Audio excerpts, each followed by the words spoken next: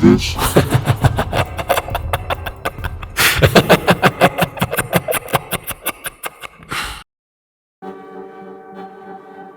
What I'm about to tell you happened to me in a municipality in Puebla called Ajalpan in the Sierra Negra, where I am originally from. I remember I was about 8 years old at the time. I've only shared this with very few people, and only those very close to me. It's something that isn't easy to believe, but today I've decided to tell it again. This is what I experienced in that place. I was born in that municipality and lived there until I was 9 years old. After that, we moved to Tehuacan, and during vacations, some holidays, or long weekends, we would return to visit our relatives who still lived there. I liked it because where we had moved, there weren't as many animals as there were there. I used to play with my cousins. I only have one younger sister, so I enjoyed going to play in the countryside. I had a lot of fun, especially when my dad's cousin, Uncle Forment, would prepare grilled corn on the coals for us, which I enjoyed immensely. I can't forget that during the time we lived in Ajalpan, strange things happened that I didn't understand. Well, my age and being distracted by games in the hills and fields made me think that I was imagining things. I overheard some adults talking among themselves in hushed voices, thinking that the children around weren't paying attention to their conversations. And indeed, we weren't, but now, after all this time, I've come to understand many things that became clear to me, including what happened one night with my Uncle Fermín. I remember that May 10th was approaching, and we were going to visit my grandmother to celebrate along with my aunts and my mom. I wouldn't be going to school, so we would spend a long weekend in that place that was beginning to turn dark and frightening. We were very excited, as our entire family had been looking forward to it. They were going to prepare turkey mole and tamales. Of course, there would be traditional sweets, and without fail, our grilled corn. So, we prepared in advance to get to our little village. We were very happy on the way. I was already thinking about what I would do with my cousins when we arrived. My parents were talking about how much they missed their home and how they would enjoy the family celebration. It had been a while since we had visited, so it was a good reason to do so. I was eager to start playing like any child. The only thing I didn't like, and that I remembered at that very moment, was that the adults didn't let us go out to play when it started to get dark. They said that since there was little light, we could get lost, or someone from outside could take us. This didn't seem possible to me because it was a small place. There were houses around, many cornfields and crops, as well as several pens where they kept cows, horses, and various animals for sale and food. They had pigsties, turkeys, chickens, and more. In short, that's what most of the residents were involved in, not kidnapping children. We arrived in the afternoon, just in time for lunch. We were received with as much excitement as we had for the visit. After greeting my uncles and grandparents, I ran off in search of my cousins. I didn't want to waste any time. While running towards one of the nearby cornfields, Uncle Forment approached me. He greeted me with great enthusiasm and said, "Hello, Tonito, how are you? It's so nice to see you, son."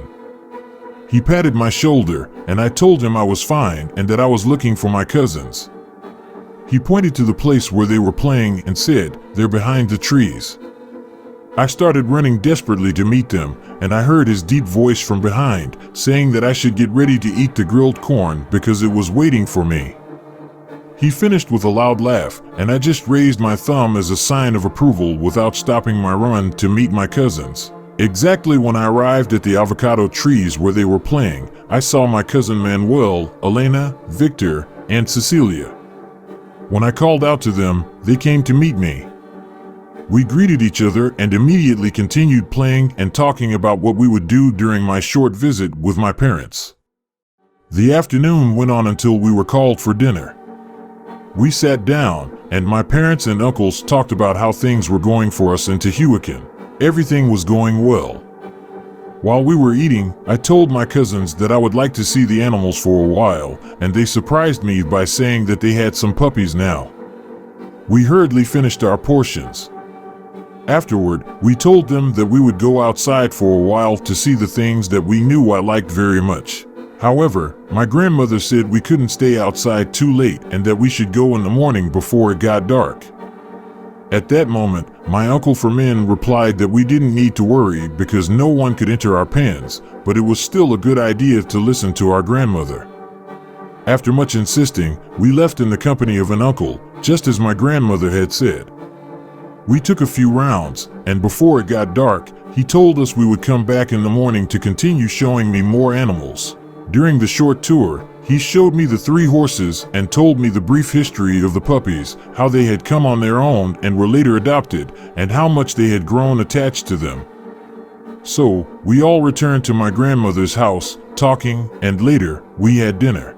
My Uncle Fermín was carving a little figure on a piece of wood, something he loved to do and was quite good at. He told me, without taking his eyes off what he was carving, that he would accompany me with my cousins to the cornfield for the grilled corn tomorrow. I was very excited, and my dad said, "Don't spoil him too much, Uncle," and laughed heartily. We had dinner and went to bed. As the night wore on, I began to hear the barking of dogs and the occasional howl. It woke me up, and they continued for a few minutes, barking as if they were seeing someone.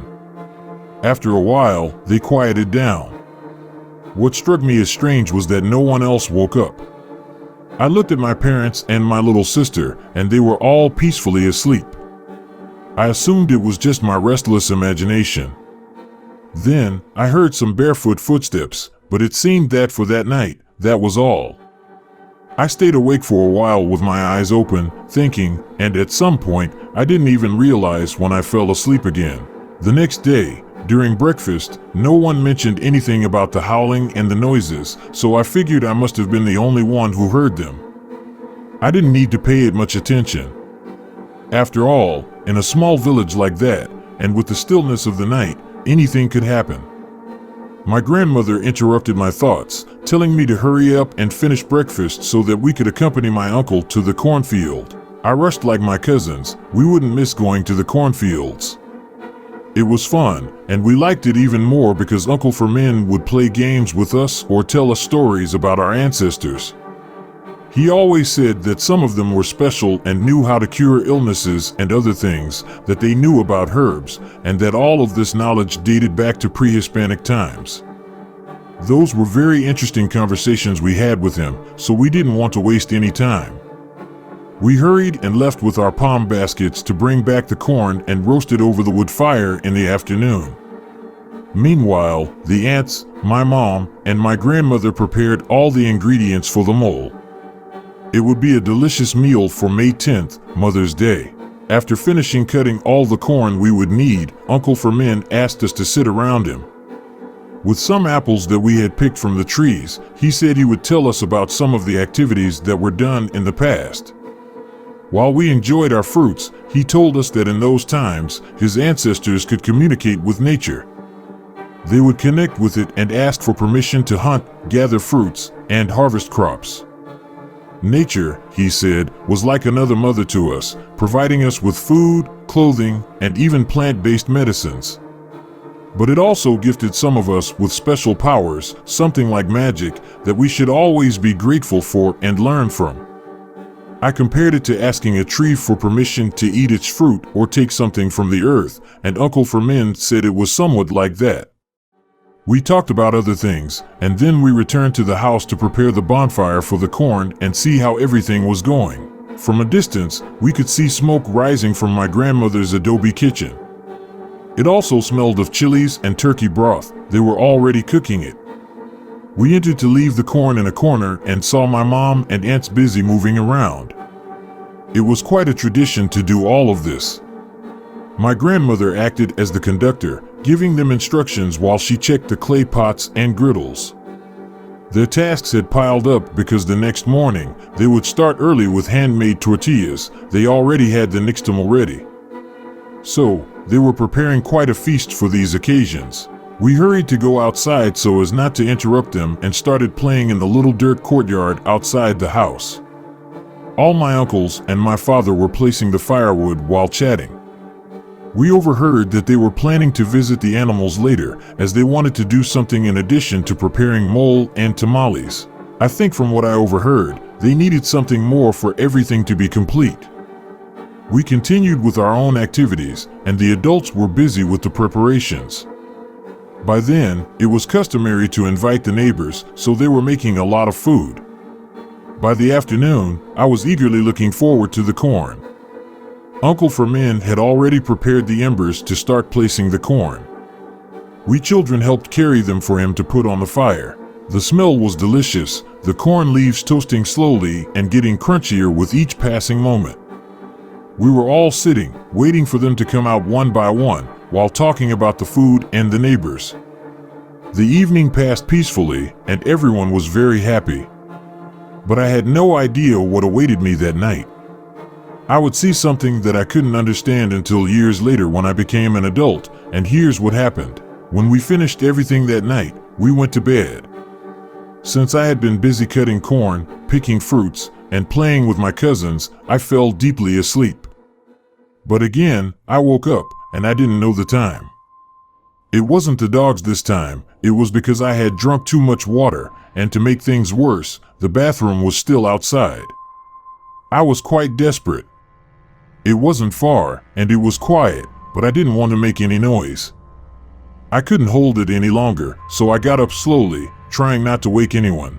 I slipped out and walked very slowly to exit the house to reach the bathroom. Everything was calm. My little sister woke up, saw me, and then went back to sleep in my mom's arms. I breathed a sigh of relief and continued toward the exit. I opened it as quietly as I could and went outside to the small bathroom. I was a bit sleepy, and there was some cold air.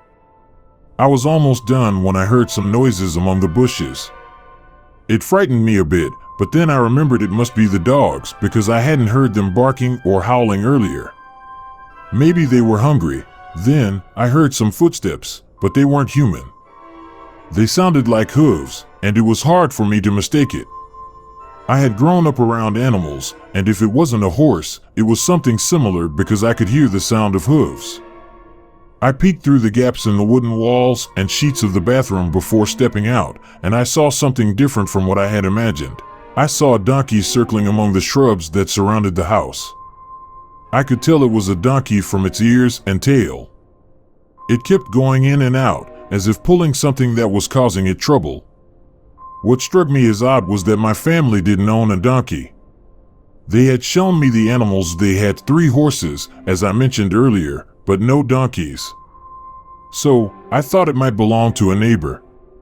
I wasn't afraid to go outside because I was used to dealing with animals, but I became engrossed in watching what the animal was doing there. However, I started feeling colder. I thought that if I went outside, the donkey might get scared and make noise, waking everyone up. They had worked hard and were planning to wake up early, from what I had overheard, to make tortillas and everything else.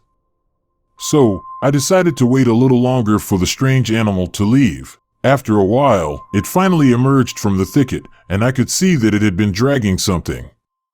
It was clear that whatever it was heavy. It dropped it and then picked it up again with its snout. Then, it turned in the direction of the house. This reassured me somewhat because in the darkness, it wouldn't see me, and as long as I stayed quiet, it wouldn't wake anyone. I continued to observe it as silently as possible, but what startled me the most was that as it got closer, I noticed certain human-like features on the donkey. It had human eyes, and its front legs resembled larger forearms, though they ended in hooves instead of feet. It was very strange. I had never seen such an unusual animal, especially one with the strength to carry a pig. Although the pig wasn't very big, it seemed quite heavy. Here came the donkey, and I shrank back, as if thinking it might see me spying on it. However, I only heard its footsteps passing by the bathroom. I huddled up, pulling my knees to my chest, hoping that its footsteps would stop. It took a moment, and when I no longer heard them, I peeked out again to see if it had gone, so I could leave and run back to my grandmother's house. As I peeked out again, I saw the animal drop what it was carrying. Then, it made a sort of groaning sound, but it didn't sound like an animal. It was more like a human's exclamation of fatigue. This scared me even more. So, I took the opportunity to slip out quietly, closing the door slowly behind me. I made sure it didn't see me, and I ran back to the house. I entered quickly and jumped onto the bed. My mother was startled and asked if something had happened. I told her I had gone to the bathroom and that it was cold outside. I didn't want to tell them what I had seen. I was feeling drowsy, and they might not believe me. They might think I had imagined it. So, I reassured them that everything was fine, and she told me to go to sleep. But I couldn't sleep until much later because I couldn't get that image out of my mind, a donkey with human-like features. The next day, still with that image in my mind and feeling a bit tired because I hadn't slept well, I got up. They called us for breakfast, but I didn't have much appetite, and they thought it was because I was looking forward to the midday meal. Everyone was happy, and my cousins asked me to play with them, but I told them I could only play for a little while because I wasn't feeling great. They understood. After playing for a while, we were called to eat. The food was delicious, but there was something that kept me thinking for a while. I think they noticed because one of my uncles made a comment that left me pensive. He thanked Uncle Forment for the pig. Uncle Forment said it hadn't been easy to find one because not all the neighbors had one to sell, but he had managed to get it from another community. When I heard this, I nearly choked on the candy I was eating. Everyone looked at me, but Uncle Fermín, in particular, smiled at me and asked if I was okay. Again, I told them I was fine and that I would go play again. The event ended, and at night, I heard the dogs barking again. This time, my mother noticed it too. She just said that the dogs were restless because there were many people around. Maybe that's why. Our time was up, so the next day, we would return home.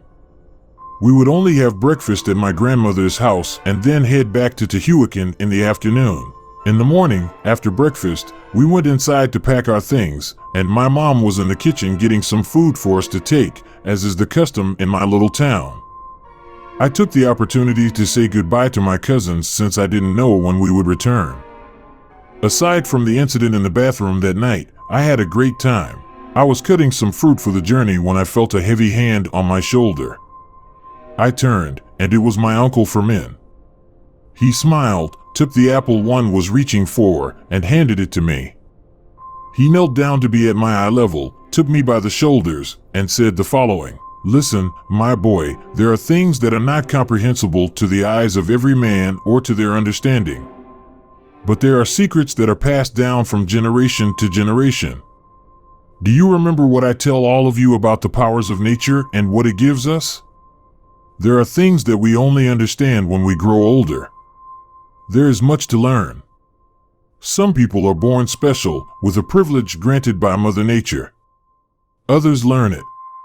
But it's all part of the life that many of us lead. Someday, you'll understand what I'm talking about.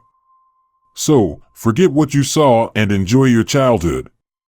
You'll understand one day, my boy, and you'll know that sometimes it's necessary to develop this gift." I just listened to his words and didn't understand much, but what I grasped was that there was something more to him, something he could do, something not everyone could practice. It was also a secret that had to be kept. After all, he knew that I had seen something that night, something, as he said, that not everyone could comprehend, and my family knew it too because no one tried to get up to see what was happening. He looked at me and continued, "The next time you visit, I'll prepare your favorite corn cobs for you again, and I promise you won't see the little donkey anymore. You'll have peaceful nights, you'll see." He smiled, gave me a kiss on the forehead, and patted my back. "Come on, my boy, go get your things with your parents and say goodbye to everyone." I looked into his eyes and said goodbye, "Goodbye, Uncle Fermín." Then, I ran towards my grandmother's house and turned back to wave at him. As the years went by and I continued visiting my grandmother's house, I gradually began to understand many of the things Uncle Forment had explained. As a child, like he said, I couldn't quite grasp it, but later, especially after my grandmother passed away, I understood it all.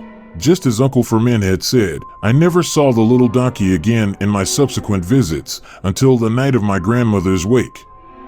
That night, In those moments, with all the grief we were feeling, I wasn't thinking about anything else. What I did was step outside to contemplate near the apple tree that was close to the house. Then, I heard the hoofsteps again, and I saw the bushes rustling. I walked towards them and saw something once more. It was the same donkey I had seen in my childhood. But this time, I saw it with its head hung low, and what no one could ever imagine was happening. It was crying. I saw tears slide from its eye, and it sobbed like a human, like a man experiencing the pain of losing a loved one. As I approached it silently, I turned back towards the house, leaving it in the quiet of the night to release its sorrow in complete privacy. I had to respect its grief. I also understood what Uncle Forment had told me, that sometimes it was necessary for him to do that, as he was the guardian of the ranch. Being an animal, it was easier for him to move around at night and go unnoticed, among many other things that only he would understand. This secret would go with him one day when he departed. In the meantime, I would continue to keep it, and perhaps someday I would also learn to transform. You never know.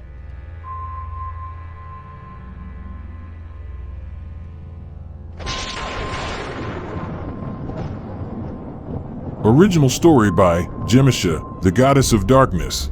Dear friends, thank you very much for joining me in this broadcast. It would help me a lot if you subscribed by activating the notification bell and leave a thumbs up along with your comment.